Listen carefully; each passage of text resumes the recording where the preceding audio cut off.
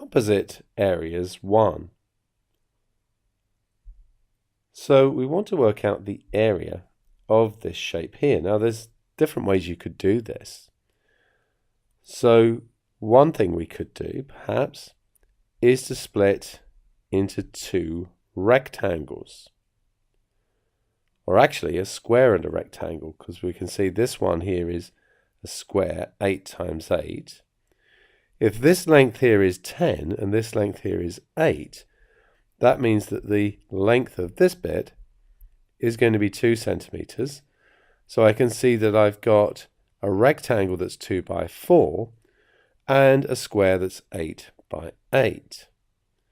So the overall area of my shape is going to be area 1 plus area 2, where I'll call this one area 1 and this one area 2.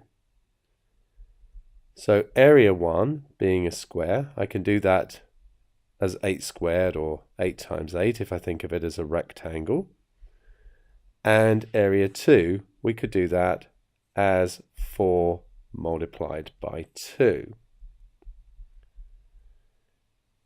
So that's going to give me 64 plus 8, which is 72, and in this case they're all centimeters, so that's square centimeters. Now there are other ways that we could have done that, so let's just take some of these lines out.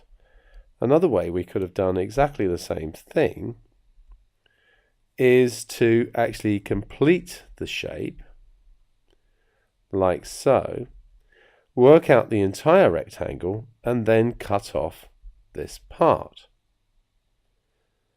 So if we think about that part, with this length being 8 and this being 4, this would be 4, and we've already discussed this would be 2.